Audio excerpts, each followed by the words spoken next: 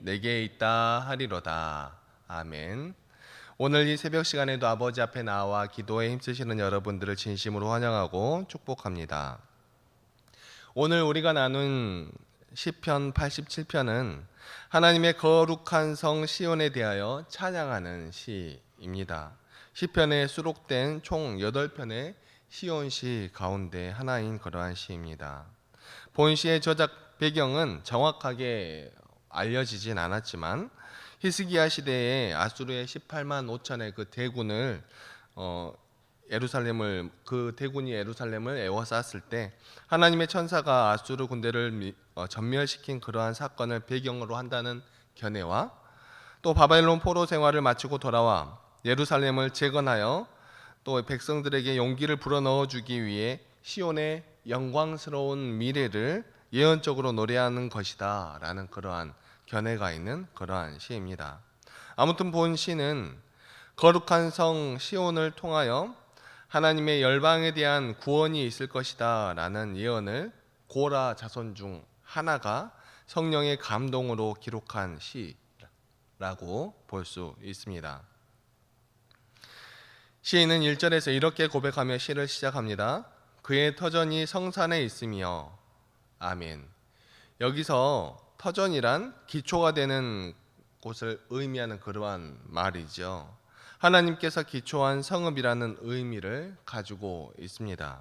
즉 하나님께서 임재하시는 성전이 있는 곳이기 때문에 시온성은 하나님의 터전이 되는 그러한 곳이다 하는 상징성을 나타내고 있는 것이죠.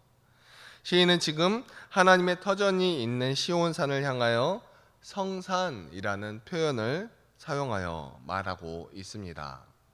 성산, 즉 거룩한 산이라는 뜻을 가지고 있는 이 시온산은 겉으로 보기에는 별다른 특징을 찾아볼 수 없는 그저 그런 여러 산들 중에 하나일 뿐입니다. 그런데 왜 시인은 이 겉보기에 별다른 특징이 없는 이 산을 향하여 거룩한 산이라고 부르며 노래하고 있는 것일까요? 그 이유는 바로 그곳에 하나님의 성전이 있었기 때문에 그렇습니다. 즉 이곳은 거룩한 하나님의 임재가 있는 곳이며 하나님의 처소로 삼은 곳이기 때문이라는 것이죠. 시온산이 거룩한 산인 이유는 바로 그곳에 계시는 하나님께서 거룩하시기 때문에 그렇습니다. 우리는 이 말씀을 통하여 한 가지 중요한 사실을 깨닫게 됩니다. 겉모양이 아무리 벌품이 없고 연약하고 초라해 보인다 할지라도 그곳에 하나님이 계실 때 그곳은 거룩한 하나님의 처소가 된다라는 것입니다. 오늘날 이 땅의 거룩한 곳으로 불리우는 곳이 두 곳이 있습니다. 하나는 교회입니다. 교회는 하나님이 임재하시는 곳이지요. 따라서 아무리 초라한 교회라고 할지라도 그곳에 하나님의 임재가 함께 하신다면, 그곳에 하나님의 임재가 함께 하게 된다면 그곳은 세상의 그 어떠한 곳보다도 거룩한 장소가 되는 것입니다. 그런데 그를 믿지 않고 그곳이 하나님께서 임재하신다는 사실을 우리 스스로가 인정하지 않는다면 그곳은 거룩한 곳이 되지 않겠지요. 또 다른 하나는 바로 우리 믿음의 성도들입니다. 성도는 문자 그대로 거룩한 사람이라는 뜻입니다. 성도가 성도로 불리울 수 있는 것은 그 중심에 하나님이 계시기 때문에 그렇지요.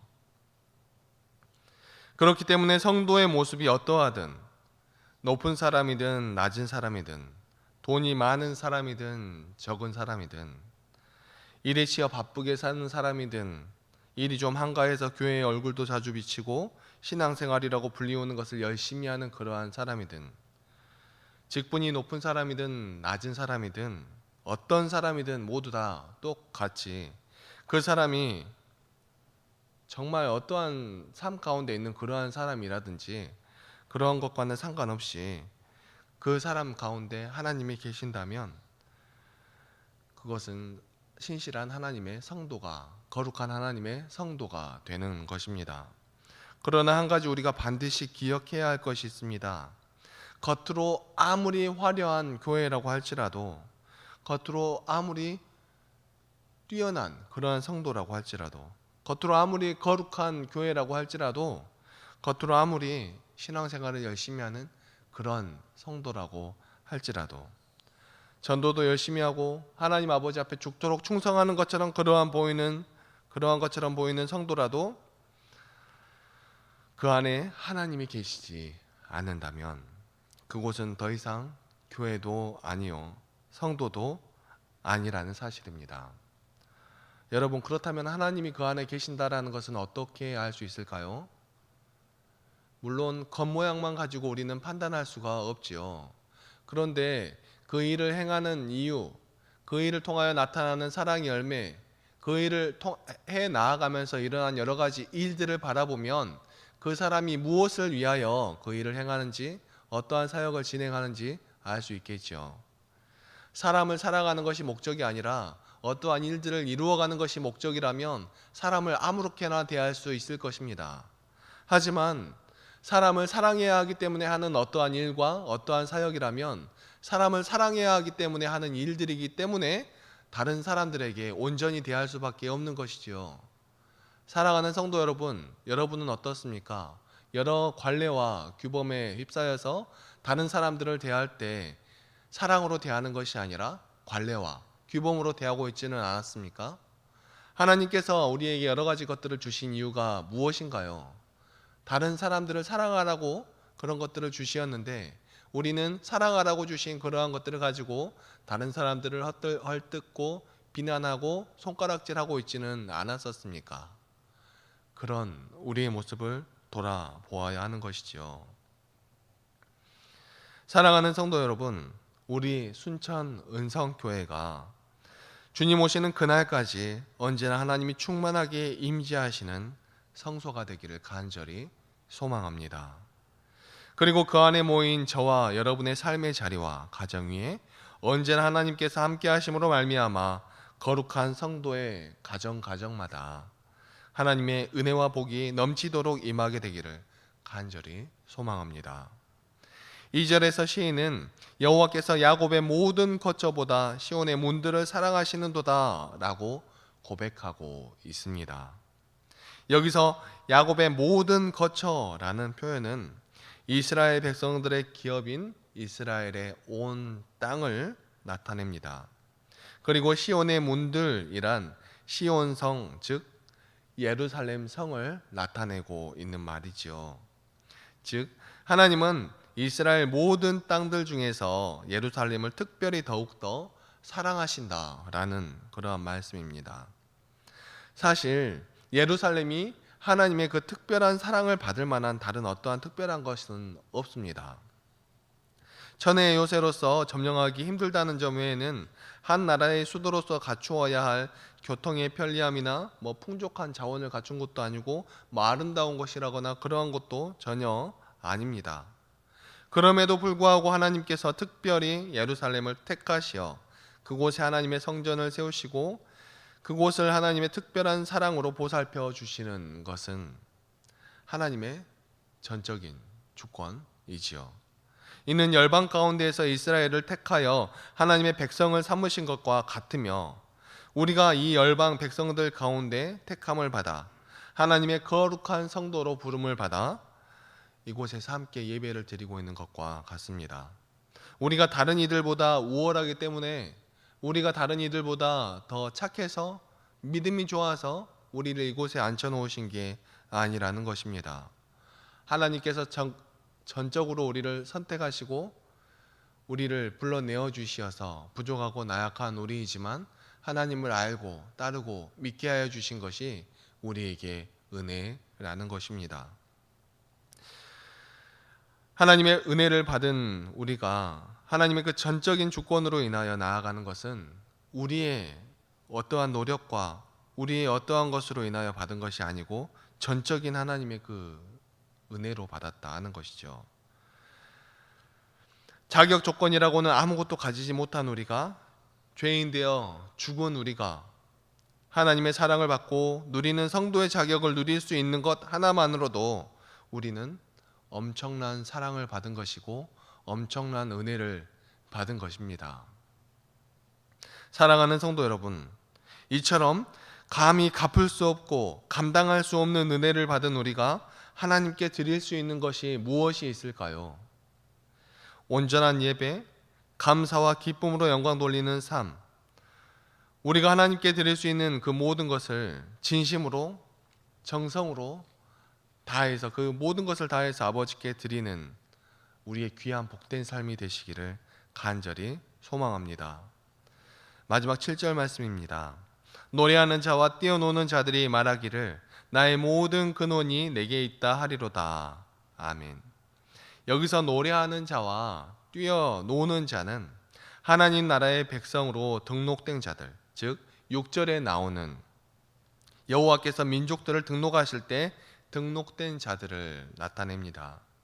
특별히 이들은 이방의 백성들로서 구원함을 받은 사람들을 의미하는데 그 사람들이 이르기를 나의 모든 근원이 내게 있다 라고 고백하고 있다 하는 것입니다.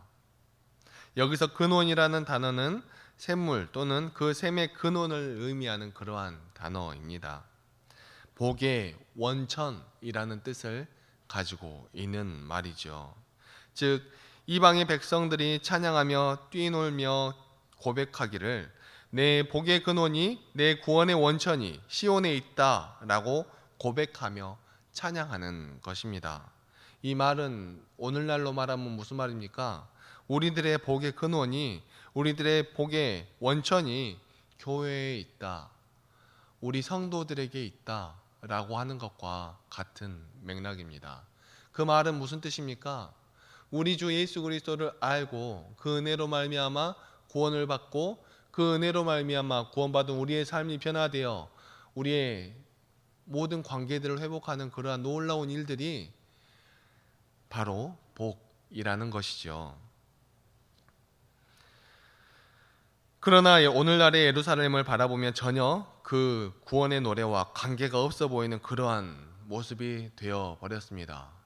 사랑하는 성도 여러분, 우리 교회와 우리 성도들의 모습은 어떻습니까? 우리 교회의 모습은 온전한 거룩한 곳의 모습으로 나아가고 있습니까? 아니면 겉은 거룩하다라고 말하는데 그 속에서 살아가는 우리들은 거룩하지 못한 모습으로 살아가고 있지는 않습니까? 그렇다면 이곳이 거룩하여지게 하려면 우리는 어떻게 하여야 할까요? 거룩하심으로 부름받은 우리 성도들은 거룩한 삶을 살아가고 있습니까? 우리 성도들이 이 거룩한 곳인 하나님의 교회를 아름답게 꾸며 나아갈 때마다, 아름답게 가꾸어 나아갈 때마다 하나님의 이름이 더욱더 높임을 받을 것이고, 또 이 교회를 통하여서 이 세상 가운데 사랑이 아름답게 증거될 때마다 하나님의 이름이 더욱더 높이 찬양받을 것입니다. 우리 모두는 이 사실을 너무나 잘 알고 있죠. 사랑하는 성도 여러분, 여러분들은 다른 어떠한 존재가 아니라 하나님께 부름받은 거룩한 성도들입니다. 성도로서 부름받은 우리 거룩한 믿음의 백성들이 하나님의 그 부르심에 합당한 모양으로 나아가는 귀하고 아름다운 성도들이 다 되시기를 간절히 소망합니다. 기도하시겠습니다. 사랑과 은혜가 충만하신 하나님 아버지, 너무나 감사합니다. 오늘도 우리를 사랑하여 주시고 우리를 보살펴 주시어서 우리가 이 새벽 아버지 앞에 나와 하나님을 바라보며 한 걸음씩 나아갈 수 있도록 하여 주시니 너무나 감사합니다.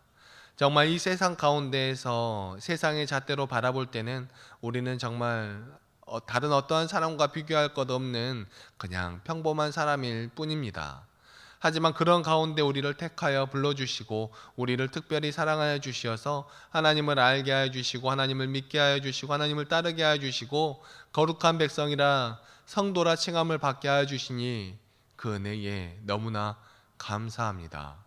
하나님, 우리가 그 은혜를 온전히 깨달을 수 있도록 하여 주시고 하나님께서 우리에게 이름 붙여주신 성도라는 이름에 부끄럽지 않은 삶을 살아갈 수 있도록 도와주시옵소서.